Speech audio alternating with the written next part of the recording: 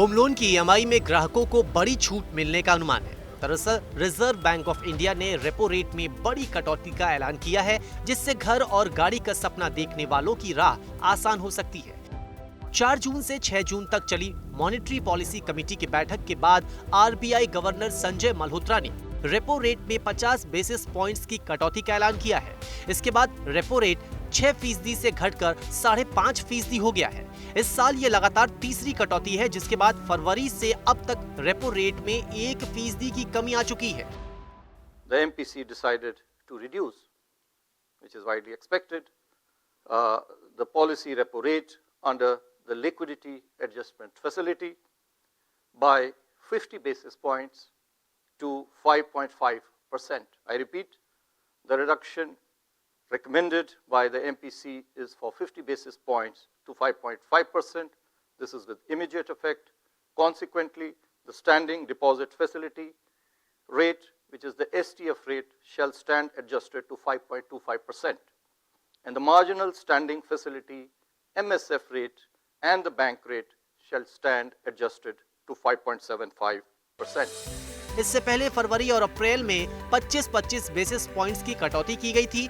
इसके साथ ही आरबीआई ने कई और बड़े फैसले लिए हैं, जिनमें सबसे पहला कैश रिजर्व रेशियो यानी CRR को 100 बेसिस पॉइंट्स घटाकर 3% करना है। ये कटौती 4 हिस्सों में सितंबर से नवंबर तक लागू होगी। इससे बैंकों को 2.5 लाख करोड़ रुपए की नकदी मिलने का अनुमान है। इस कटौती से बैंकों के पास कर्ज देने के लिए ज्यादा पैसे होंगे, जिससे लोगों को बड़ा फायदा होने वाला है, क्योंकि इससे होम लोन, ऑटो लोन और कंज्यूमर लोन सस्ते होंगे। नोमुरा की रिपोर्ट के मुताबिक साल के आखिरी तक रेपो रेट में और कटौती हो सकती है। 2025-26 के लिए महंगाई दर का अनुमान भी 4% से घटाकर 3.7% कर दिया गया है।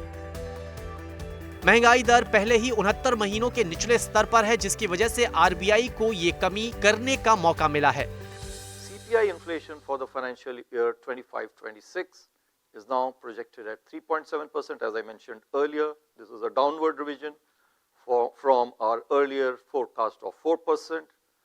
We are projecting inflation for Q1 at 2.9%, Q2 at 3.4%, Q3 at 3.9%, and Q4 at 4.4%. The risks are evenly balanced. RBI ने अपने रुख में भी बदलाव करते हुए इसे एकोमोडेटिव की जगह न्यूट्रल कर दिया है। आरबीआई गवर्नर संजय मल्होत्रा ने कहा कि ग्रोथ और महंगाई के बीच संतुलन जरूरी है। हालांकि उन्होंने वैश्विक अनिश्चितताओं के बीच भारत की अर्थव्यवस्था के मजबूत होने का दावा किया है और जीडीपी ग्रोथ का अनुमान 6.5% पर बरकरार रखा है। Real GDP growth rate for this year 25-26 is projected at 6.5%. We continue with our earlier forecast with Q1 at 6.5, Q2 at 6.7, Q3 at 6.6, and Q4 at 6.3%. The risks are evenly balanced. RBI ने कहा है कि वैश्विक चुनौतियों के बावजूद भारत में निवेश के मौके बढ़ रहे हैं, लेकिन इस बीच वैश्विक बदलाव पर नजर रखने की जरूरत भी है। उन्होंने ऐसा जोर दिया है।